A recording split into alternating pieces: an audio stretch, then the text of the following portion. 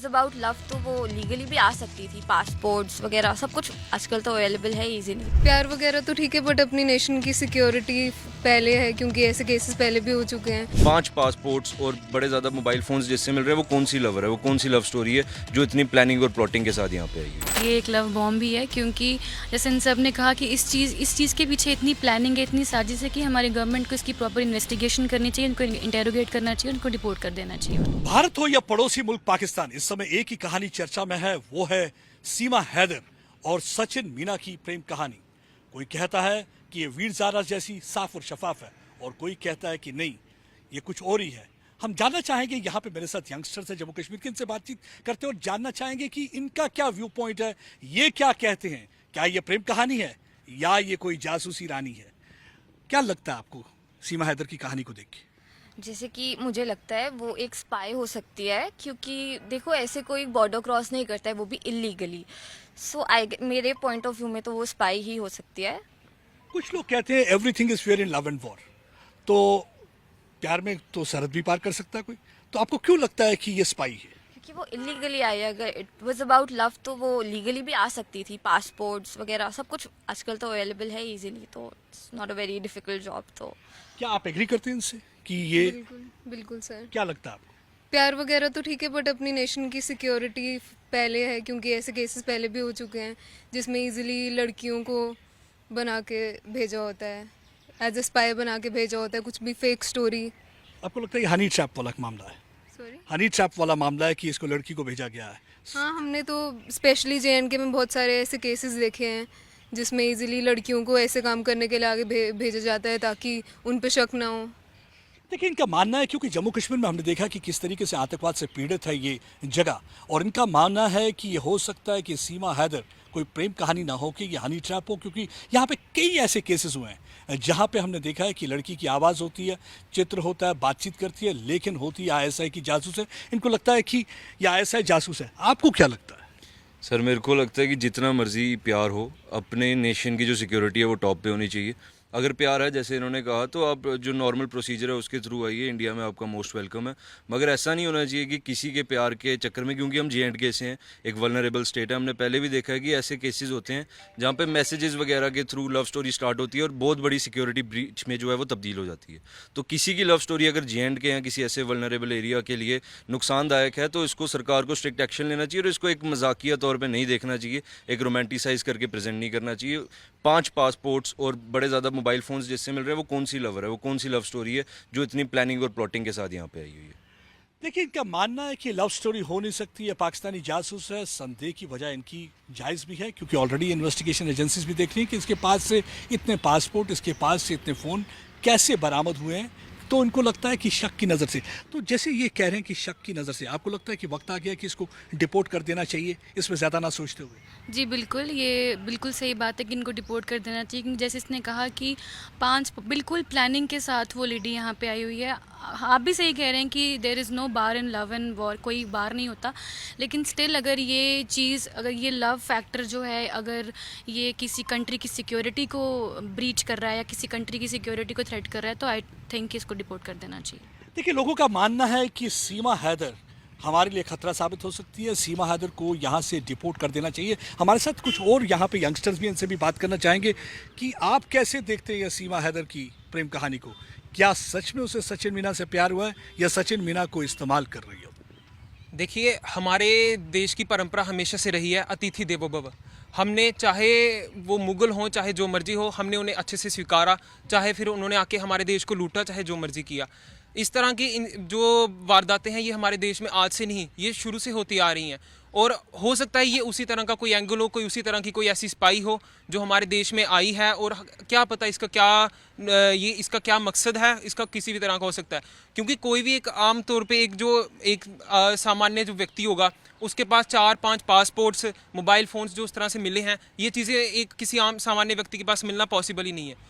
तो मेरा तो यही मानना है कि ये ज़रूर कुछ इसमें कोई स्पाई वाला एंगल ज़रूर है। और बड़ी साजिश लगती है आप?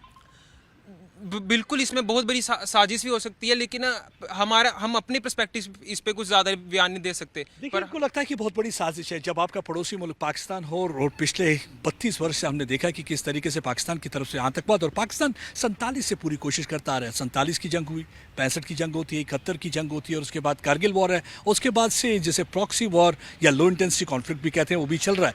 उसके मद्देनजर रखते हुए कोई भी ऐसा शख्स मुझे अभी तक नहीं मिला जो ये कहे कि नहीं जी प्रेम कहानी है तो सीमा हैदर को रुकने देना चाहिए, क्योंकि इनको शक हो रहा है। क्योंकि शक की सुई की वजह भी ये है, एक तो ये जिस तरीके से आई है, और लोग कहते हैं कि देखिए हिंदी में बात करती है, कि इतनी कैसे हो गया कि आते ही इतनी फराटेदार हिंदी बोलना शुरू कर दिया। तो आपको भी लगता है कि वाकई में कोई शक की बात है इसमें? सर बिल्कुल शक की बात है। प्यार अंधा होता है, ये तो हम सभी जानते हैं, मगर इतना भी अंधा नहीं होना चाहिए कि हम अपनी नेशनल सिक्योरिटी उस पर दाव पे लगा दें। जैसे कि यानी कि आपका कहने का मतलब है सचिन के मामले में सचिन प्यार में अंधा हुआ है, लेकिन सीमा किसी मकसद और मंसूबे से आई है। सर बिल्कुल मकसद और मंसूबा तो लगता ही है, और उसके साथ साथ जिन लोगों ने उसकी मदद की है इधर तक पहुंचने में, उनके बारे में भी अच्छे से जांच पड़ताल होनी चाहिए। और जैसे कि हमें पता है कि इस टाइम पे इंडिया में बहुत सारी इलीगल इमिग्रेशन भी बहुत चल रही है, तो वो सब हमें रोकनी चाहिए, और इस पे अच्छे तरीके से जांच पड़ताल होनी चाहिए कि आखिर वो कैसे पहुंची इधर तक, कैसे उसके पास इतने सारे पासपोर्ट्स आए, कैसे उसने इतने सारे मोबाइल फ़ोन्स अरेंज किए, और कैसे वो इतनी फ्लुएंट है इंग्लिश में और कंप्यूटर चलाने में, जबकि वो सिर्फ 5वीं पास है। तो इन सब चीज़ों को हमें देखना चाहिए कि कैसे ये सब देखिए, संदेह की वजह है। इनकी बात भी सही है। कहते हैं कि एक शख्स कहता है कि मैंने 5वीं जमात तक पढ़ा हुआ है, लेकिन जब बात करती है हिंदी हो या अंग्रेजी, दोनों फराटे से बोलती है। और दूसरा, कंप्यूटर बहुत ही आसानी से चला लेती है। और तीसरा कि ये कैसे यहाँ पे आई है। ये कहते हैं कि किसी ना किसी ने तो मदद करी होगी, क्योंकि सरहद पार करके इतना जल्दी यहाँ पे आ जाना एक आसान नहीं होता, और अपना बिल्कुल आइडेंटिटी भी चेंज कर लेना। तो यही एक वजह है कि आप देखिए, सब देख रहे हैं। मैं एक बार, क्या चाहते क्या हैं? इसे वापस भेज देना चाहिए या इंटरोगेट करना चाहिए? इंटेरोगेट करना चाहिए, प्रॉपर इन्वेस्टिगेशन होनी चाहिए, उसके बाद ही किसी कंक्लूजन पे आना चाहिए। आप क्या चाहती हैं? इंटेरोगेशन इंटरोगेशन होनी Interrogation चाहिए, जरूर पूरी होनी तरह से पूछताछ होनी चाहिए।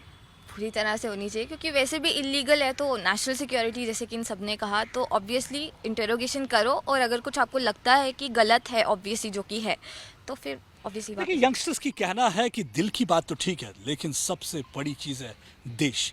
जब देश की सिक्योरिटी की बात आए तो आप इसको इस तरह से नकार नहीं सकते। आप इसको लाइटली नहीं ले सकते। इसको पूरी तरह से इन्वेस्टिगेट करना होगा, इंटरोगेट करना होगा, ये जानने की कोशिश करनी होगी कौन से शख्स हैं जिन्होंने मदद की, मंसूबा क्या था, साजिश क्या थी। एक बहुत बड़ी साजिश लगती है इनको, कि जिस साजिश के तहत आपको लगता है कि ये भारत के कई टुकड़े करने की साजिश है पाकिस्तान की, क्योंकि अक्सर हमने देखा है जासूस तो पहले से भेजते रहे हैं।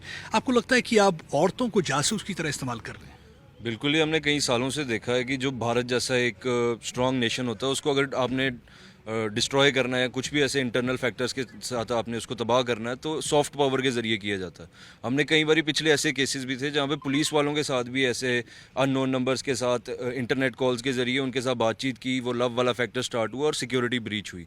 तो मुझे लगता है कि ये एक बहुत बड़ी साजिश है, जिसका आज हमें सीरियसनेस नहीं पता लग रही, मगर आने वाले सालों में अगर ये चलता रहा तो ज़रूर हमें देखने को मिलेगा कि यही जो प्यार वगैरह वाला एंगल है तो कुछ नहीं है, ये हमारे सिक्योरिटी के साथ ब्रीच है, हम आम जनता के साथ ब्रीच है, क्योंकि कॉन्सिक्वेंसेज हमें झेलने पड़े। लगता है ये लव बॉम्ब है जो कभी भी फट सकता है, और अगर इसे अभी न्यूट्रलाइज नहीं किया गया तो खतरा हो सकता है। एग्जैक्टली ये एक लव बॉम्ब भी है, क्योंकि जैसे इन सब ने कहा कि इस चीज़ के पीछे इतनी प्लानिंग है, इतनी साजिश है कि हमारी गवर्नमेंट को इसकी प्रॉपर इन्वेस्टिगेशन करनी चाहिए, उनको इंटेरोगेट करना चाहिए, उनको डिपोर्ट कर देना चाहिए वापस। भावों में ना बहिए, ये एक लव बॉम्ब है जिसे आपको न्यूट्रलाइज करना है। अगर आपने इस प्यार के इस बॉम्ब को अभी न्यूट्रलाइज नहीं किया तो बहुत बड़ा धमाका हो सकता है। इनका कहना है कि इस धमाके में कईयों की जान जा सकती है, क्योंकि अभी आप इसको बड़ा लाइटली ले रहे हैं। अभी आपको लगता है कि नहीं, दिल का मामला है तो दिल के मामले में हो सकता है सरहद पार करके कोई भी आ सकता है। और लेकिन अगर आप देखेंगे जिस तरीके की परिस्थितियां हैं और जिस तरीके के संदेह होते हैं, जैसे कि बहुत सारी चीज़ें, क्या लगता है अब इसको बॉम्ब को न्यूट्रलाइज करने का वक्त आ गया है? बिल्कुल सर, इसको न्यूट्रलाइज पूरा अच्छे से उनकी इन्वेस्टिगेशन होनी चाहिए, और पूरा पता लगाया जाना चाहिए कि कैसे, अगर वो अपने दम पे आई है तो कैसे आई है। अगर वो नेपाल पाकिस्तान से नेपाल गई, नेपाल से वहाँ पे आई, 2-3 दिन तक वहाँ पे स्टे किया, उसके बाद जब घूमना शुरू किया तो बाद में पुलिस को इसकी इन्फॉर्मेशन मिली, तो इतने दिन तक कैसे कोई एक आम इंसान ऐसे किसी भी सरहद से आ सकता है आसानी से हमारे देश आप में। भी एग्री करते हैं कि ये लव बॉम्ब है, इसे न्यूट्रलाइज करना है, इससे पहले ये फट जाए? बिल्कुल बिल्कुल सर, मैं इन सबसे एग्री करता हूँ कि ये एक पक्का एक लव बॉम्ब है जिसे न्यूट्रलाइज करना बहुत ज़रूरी है। आप भी यही सोचते हैं? बिल्कुल सर, यही सोचते हैं और मैं थैंक करना चाहूँगा मीडिया का कि उन्होंने इस इशू को हाईलाइट किया था, तभी ये इशू सामने आया था। वरना ऐसी कितनी सारी सीमा हैदरें होंगी जो इधर आ चुकी हैं लव बम के थ्रू और वो अभी तक न्यूट्रलाइज नहीं हुई हैं। कितनी सीमा हैदर होंगी जो आ चुकी होंगी जो अभी तक न्यूट्रलाइज नहीं किया गया। कहते हैं कि ये लव बॉम्ब है जिसे न्यूट्रलाइज करना, इसे फटने से पहले हमें रोकना है। क्योंकि अगर हम सोचेंगे कि ये प्रेम कहानी है तो ये प्रेम कहानी नहीं है। इनको लगता है कि ये बहुत बड़ी साजिश है जिसको पार से हमारे पड़ोसी मुल्क ने रचा हुआ है और आईएसआई की मदद से यहाँ आती है। और कौन से लोग हैं जो उसकी यहाँ पे मदद कर रहे हैं, कौन से शख्स थे जो इसको यहाँ पे भेज रहे हैं, और ये सब पूरी तरह से तहकीकात होनी चाहिए। एक तो ये चाहते हैं कि उसकी इंटरोगेशन होनी चाहिए, दूसरा ये चाहते हैं कि पूरी तरह से इन्वेस्टिगेशन होनी चाहिए, तीसरा ये चाहते हैं पूरी तरह से वेरिफिकेशन होनी चाहिए, चौथा ये चाहते हैं जब सब चीज़ पूरी चीज़ पे पर्दाफाश हो जाए तो उसे यहाँ से डिपोर्ट कर दिया जाए। क्योंकि आखिर हमारी सुरक्षा का मामला है, सुरक्षित भारत हम सब के लिए बेहतर है। अमित भारद्वाज के साथ प्रदीप दत्ता, टाइम्स नाउ, नव भारत के लिए।